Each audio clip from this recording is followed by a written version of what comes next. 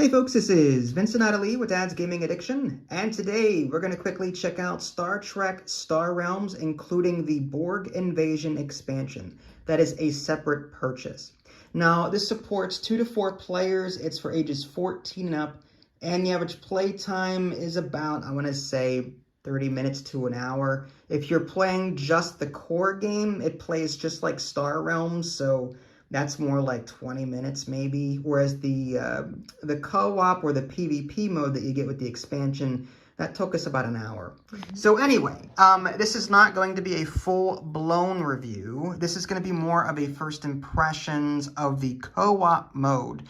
We plan to play the versus, like I said, the expansion has both a co-op mode and a PvP mode where one player is the Borg and the rest are just the regular players trying to beat the Borg. We haven't played that latter yet, but we will.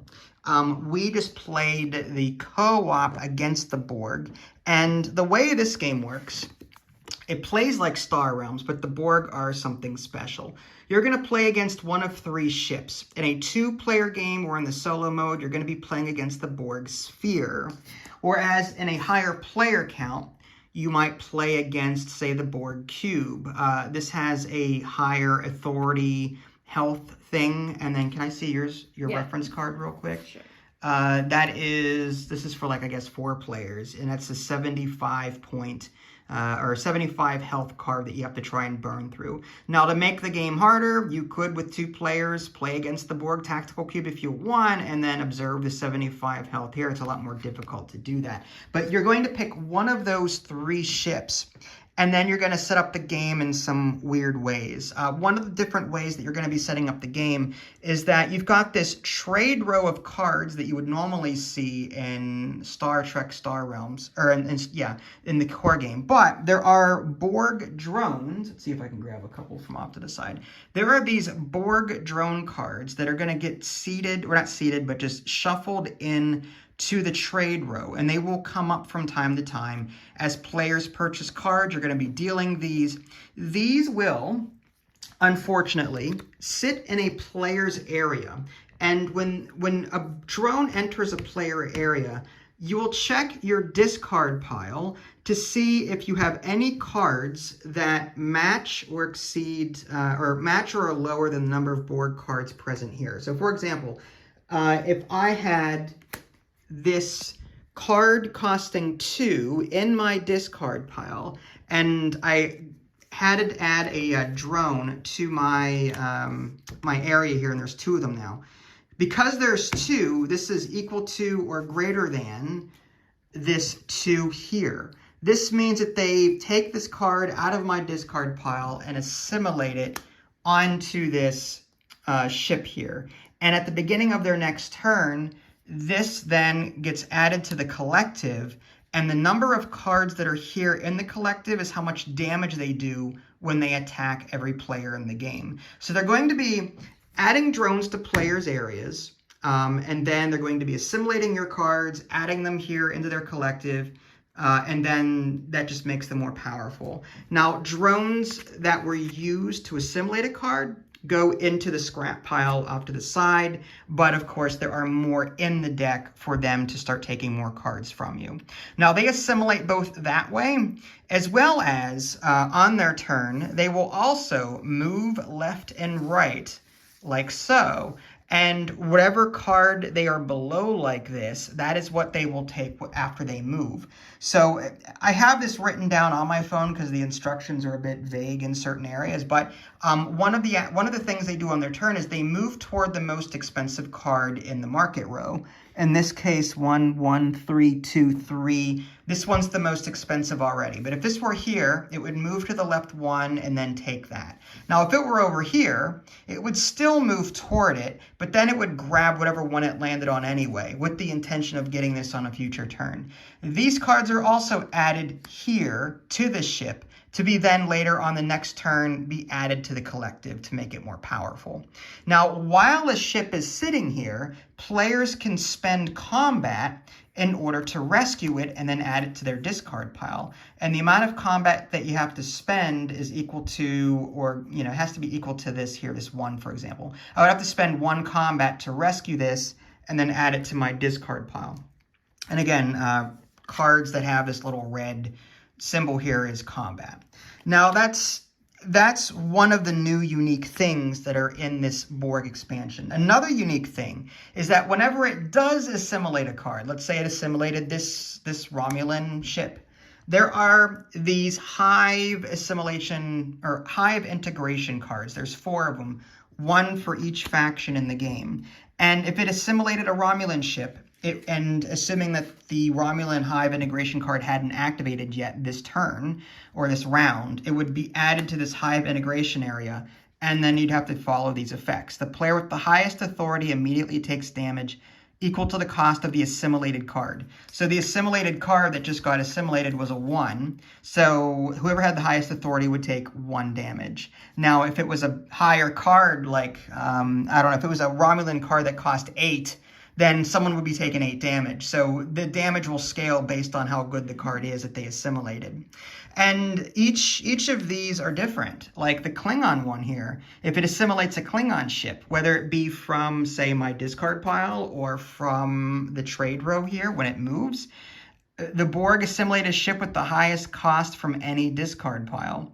And it's not in the rule book, but we're assuming this chains. So if it assimilated a Federation ship, and the Federation Hive was still not used, then this would kick in, which is a heal card for it. The Borg gain authority equal to the cost of the assimilated card. We're not sure if this chains or not. We did play it that way in our game. So that is another new concept with this Hive assimilated or Hive integration cards. These are nasty things that happen as the Borg acquires cards from both here and our discard pile. Lastly, there are shields at the end, force fields they're called. At the end of a player's turn, they're going to look at which ship faction did the most damage to the Borg that turn. And that could be the ship itself, any ship that it's trying to rescue from being assimilated, or any drones that happen to be in the player's array. It costs 1 combat to get rid of a drone. If you attack, when you spend combat, you can attack the Borg ship itself, you can attack the assimilated ship to rescue it, or you can attack a drone. At the end of your turn, you're going to look at whatever faction you did the most damage with, and it gains a force field of that type. So if I did, like, say, 10 damage with Klingons and 2 damage with Federation, it would gain this Klingon force field. Now, in the future, anyone that tries to play a Klingon card, its combat is worth 0 until this goes away. So that means I cannot attack a ship here to rescue it with a Klingon. I cannot attack this. I cannot get rid of drones with Klingon cards while this is active. So you have to then rely on the Federation or the Dominion or the Romulans to do it. And this stays here until a total of 4 or more force fields are existent in this area. At the end of a player's turn, if there are 4 or more, these go away. These get reset. This is a neutral card. These neutral cards encompass, like, there's a starter card called a Raider, which here it is here. This isn't affiliated with any faction, so we assume that this is for this card here. There's also these, like, bulk cards that you can buy from the trade row, these Ferengi Martyr, the Decor class. These have no faction, so you couldn't use that if this were out here, and so on. So whenever there's 4 more at the end of your turn, these would also go away, but they're nasty. You really have to time your attacks and do burst if you can. And then the Dominion one is over here. Yeah. New also is, now this is the PvE mode. So over here are some other cards I want to quickly show you. This is for the PvP mode. These are Gambits, and I'll explain Gambits. These are Gambits for regular players, and these are 2 Gambits for the Borg. This is for PvP only. So if one player is going to play as the Borg against other players, these 2 Gambits would go to the Borg player. Now, the Gambits are used in either mode. In a normal game, each player gets 2 of these Gambits at random, and they can be used at any time. Like, you just hold on to them and play them at any time. Here's a couple of examples here. So this planetary shield, when you play it, whenever you, not your locations, are attacked, reduce the damage by 1. You can trash it to draw a card. There's another one here where you just trash this card to do 8 damage. You could do this one, this saucer separation. When you reveal this Gambit, gain 2 damage and then, or combat, and then you can trash it to gain 3 damage and draw a card. So for our introductory game that we played, I house rolled it and gave us each 3 Gambits instead of 2, just to give us a leg up because we don't know what we're doing yet. Mm-hmm. But there's a whole slew of Gambits here that you could have gotten with that. So Gambits are also new to this particular expansion. And I'm trying to think if there's anything else that I missed, but I don't think so. So yeah, in our game, we did okay. I felt like we were up against the wall up until we weren't. We did house roll one of the Gambits. Yes. That does damage. Yeah, so there is, I think, 1 or 2 Gambits in the Gambit deck. Each turn gain 1 damage. Now, this doesn't have an affiliation on it.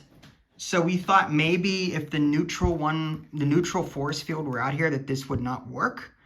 But we're like, you know what, this is a special card. And the rulebook doesn't say anything about Gambits being, like, it kind of does and it kind of doesn't. It doesn't explicitly say Gambits are neutral cards. It just says it doesn't belong to any faction. Yeah. So it's difficult, like, for me to, so house rolling it, special cards are immune to the whole force field thing. That's how we played it. That could be wrong, but that's to make it easier on ourselves. We enjoyed that house roll, I think. And I think so, but it's hard because, like, I don't really like house rolling too much, anyways. Mm-hmm. But I like house rolling if it feels balanced enough. If it feels already like enjoyable and balanced enough that it's easy enough to house roll things. Mm-hmm. This one, it seems as if you house roll even just 1 or 2 things, it could make the game either really easy, or if you don't house roll anything, it can make the game too hard. So it's like trying to find that sweet spot. Yeah, it is. And it's a tough one to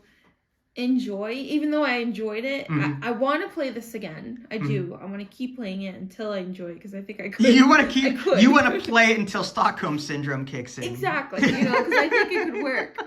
And but this is I'm excited to play PvP. I'm not a PvP person, but I'm kind of excited to see, with no house rules, how PvP would turn out.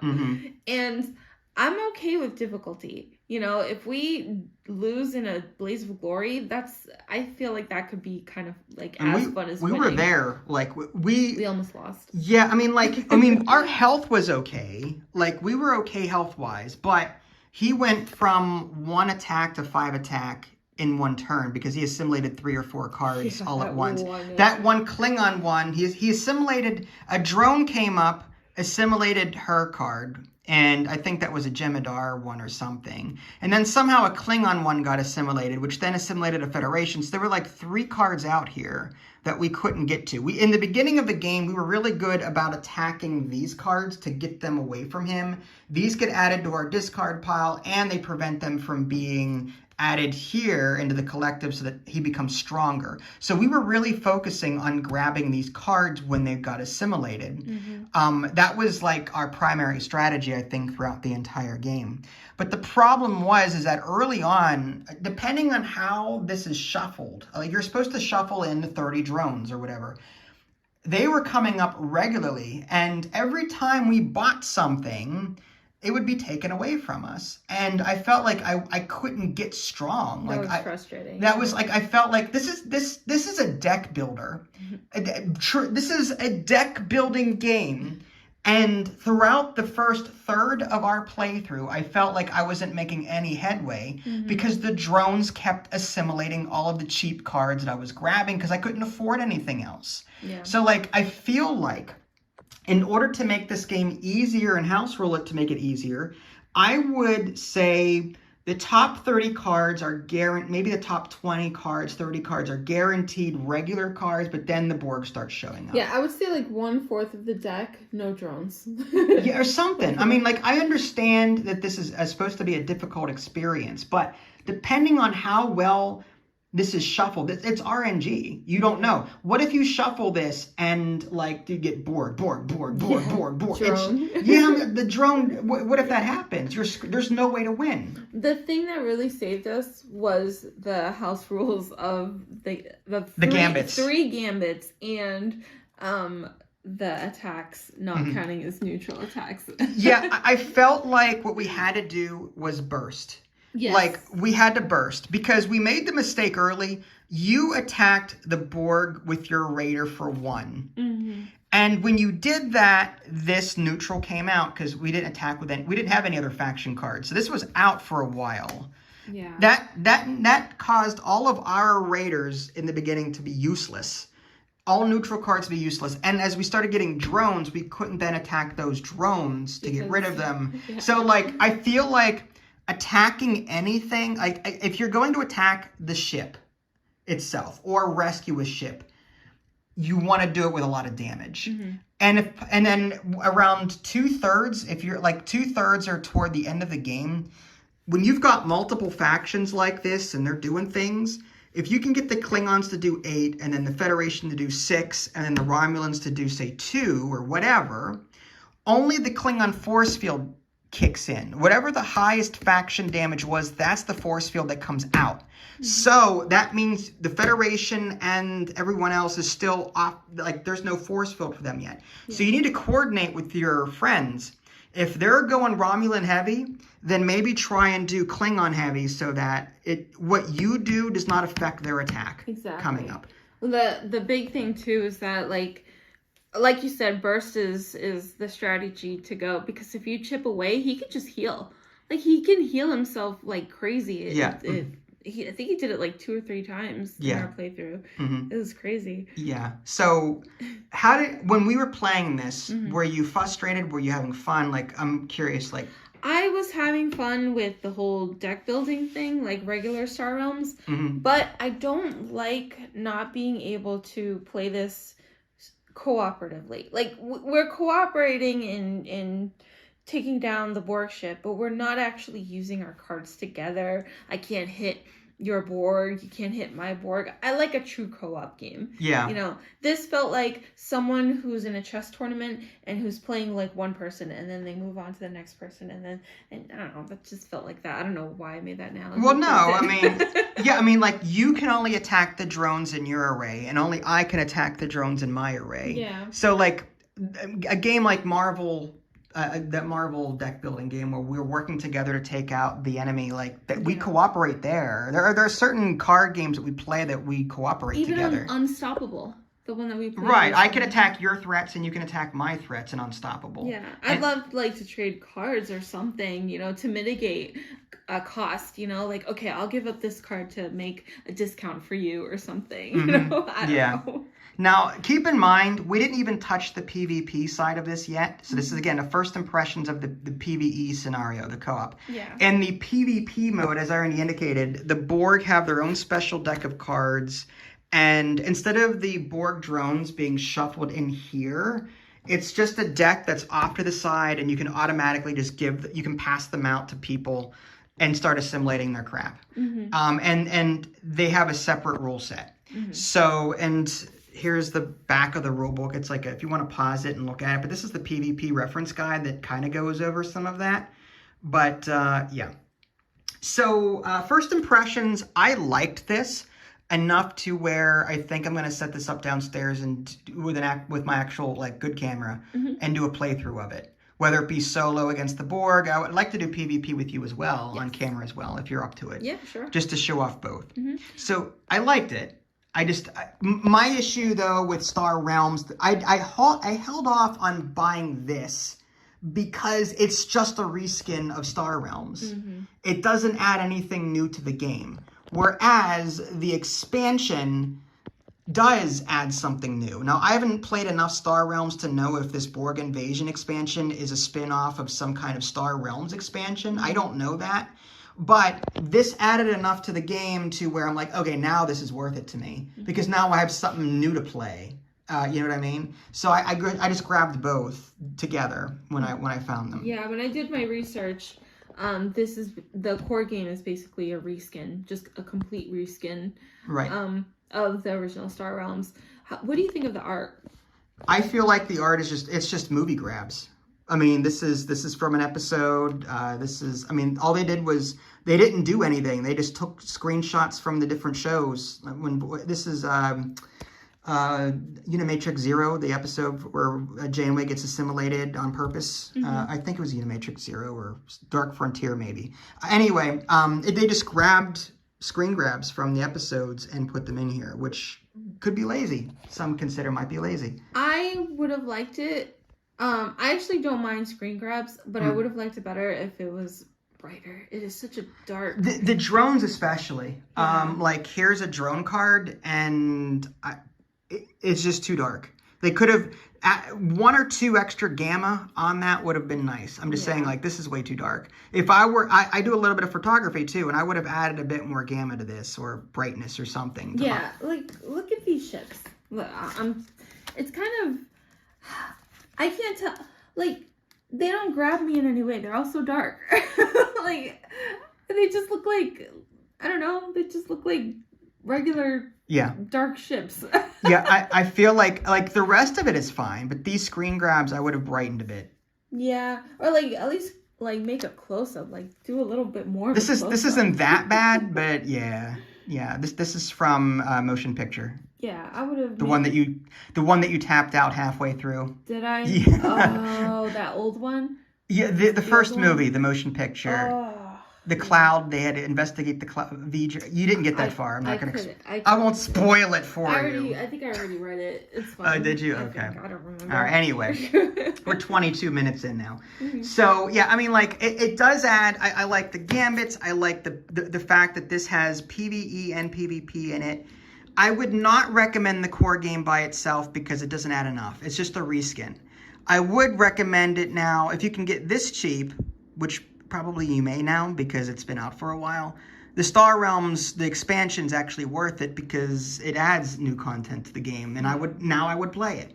That's how I feel about it anyway. Mm-hmm. So I would say, like, until you've mastered this and the strategies behind it, do not be afraid to house rule here and there, because this rule book here, I'm not going to show you everything, but real quick, it's a mess.